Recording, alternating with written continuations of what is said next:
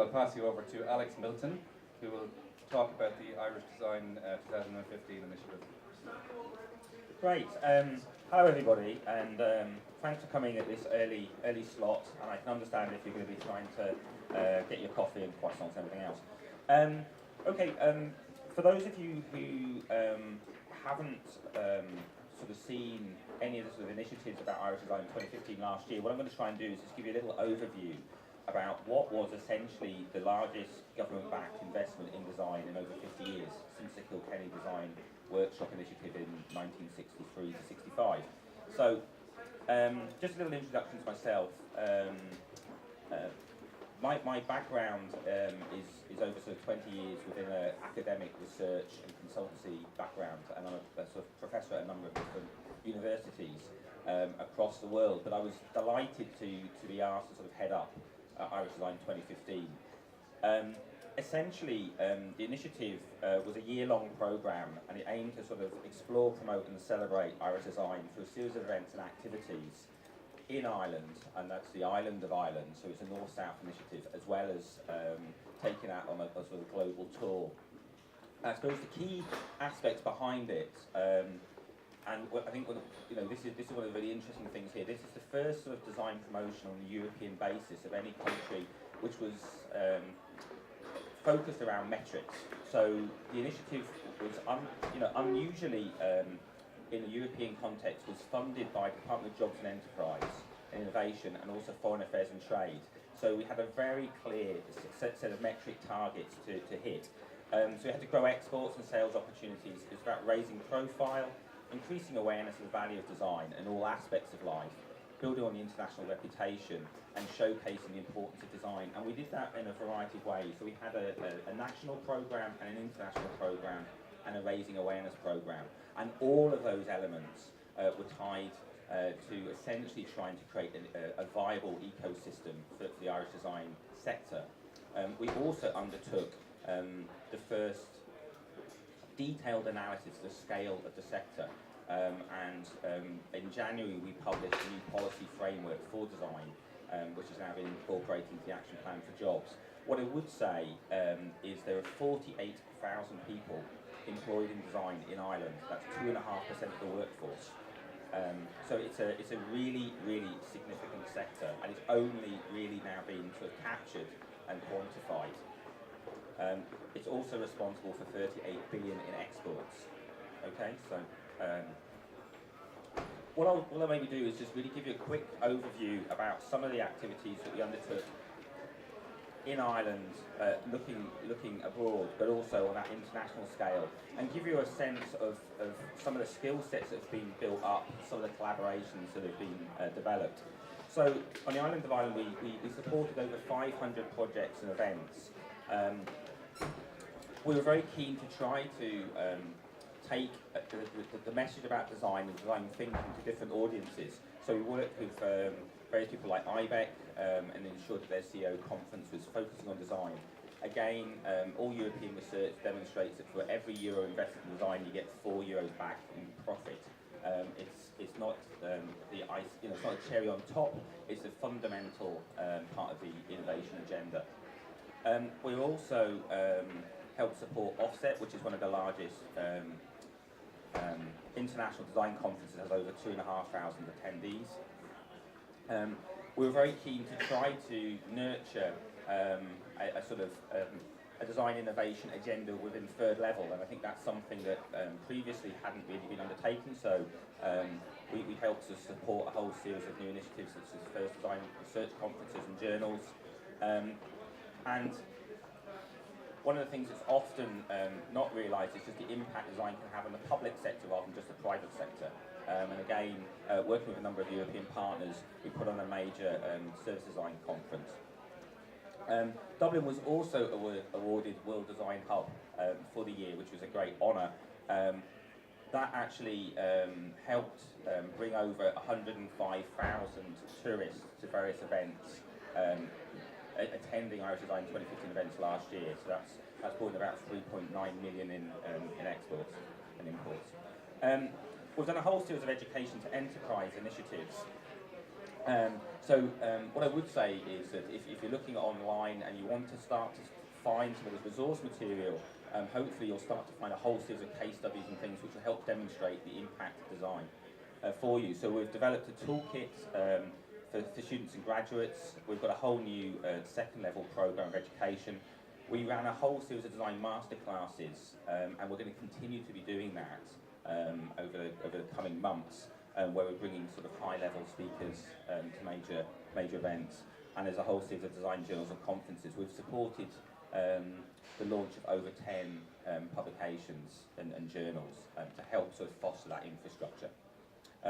We've produced a whole series of material in conjunction with Enterprise Ireland and the IDA, and we also have supported the creation of over 8 regional design networks. We have a Design for Growth initiative, which is going to be rolled out across the country, which essentially enables SMEs to engage with the design sector. We've also launched a startup program, and we're just about to launch Design in Ireland, which is a digital business-to-business platform. So again, I'd strongly advise that if you have any of those services that you want to sort of be able to promote yourselves, that's an ideal venue. We produce a sort of tourism app, and that's had sort of multiple downloads. We work with IBM, who are our technology partner. And essentially this was all about, again, trying to sort of take the message of what Irish design is. I think sometimes we're not very good at promoting ourselves and having a really clear sense of just how good Irish design is and the value of the sector. And as I said previously, you know, sometimes I think the government up until this year hadn't realised the scale and significance of what was possible and what design-led innovation can provide. Hopefully any of you have travelled in and out of Dublin would have seen the major sort of installation sort of promoting Irish design. And that was again trying to sort of promote Ireland as a design destination in terms of encouraging some of the inbound investment. We've done a number of flagship exhibitions, so we exhibited in Milan for the very first time. We showed over 50 companies, and what we did is every single product, every single service that was displayed was brand new, and they were all the result of a variety of different collaborations. So working with sometimes traditional manufacturing, like Morn Textiles, and then putting together with cutting-edge product design, or working with film and animation, and working with the food sector. We had over 40,000 visitors at the launch event.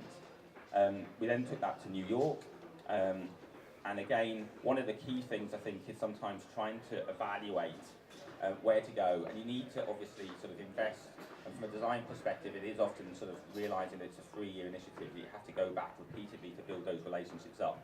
Food was a key aspect actually within that, and sort of I'm delighted to say that one of the largest in-house design teams in the country is actually now at Glanbia, and they really, you know, they've really realised the impact that design can have in that sector. We exhibited in Eindhoven, which is a key sort of destination for design and technology interface. But our perception of what design was very broad-based. So it also included sort of architecture, the built environment, animation, digital, service design. It was all aspects. So we were the host, you know, not just being the host in a sort of London Festival of Architecture, we were actually anointed as a key partner. So we built a couple of pavilions. We had a whole series of events and activities there. So this is one from Hall McKnight. And we collaborated with Design Museum London for a variety of different installations.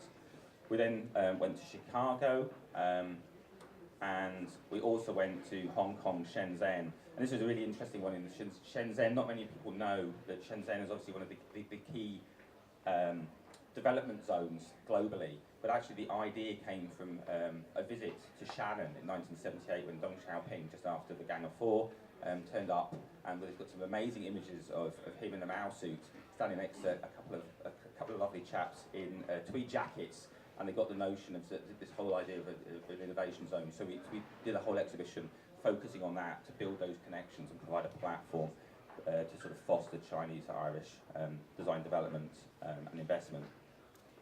We also engaged with fashion, so we had a number of shows for the very first time at London Fashion Week. fashion textiles. There's an awful lot of innovation within that space. And a series of international trade fairs. So we exhibited at Maison Objet, at the London Design Festival, where we had a whole series of different installations for designers and makers. We explored the notions of souvenirs, and we had a whole series of different international exhibitions. So we exhibited in Beijing and Paris. We've actually exhibited over 27 countries. This was in Milan Expo. And finally, we did a major installation which looked at Techcrete. It was working with Techcrete and Grafton Architects. So what I would say is that we produced a trade fund. The value of that has been sort of really significant.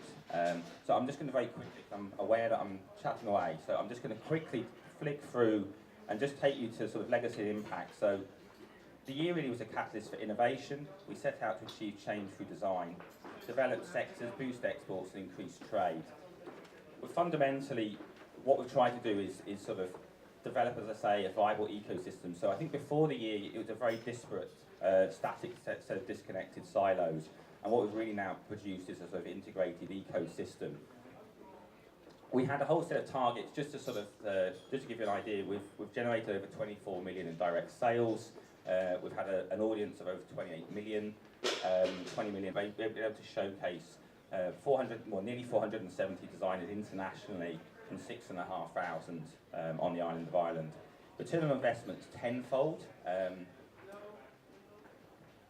We've been able to, work with a whole variety of different partners. So I'd like to just finish by saying that Irish Design 2015 represented a pivotal chapter in Irish Design, and it really gave us an understanding in terms of what design was and what design can become. And I really hope that this has certainly been able to demonstrate the impact of design internationally and nationally, and I hope that for all of you in the room and on an event like today, you'll start to see the impact and value of design. So please do visit our website if you have any sort of information, or come and see me afterwards. So thank you very much. I hope I haven't overdone too much.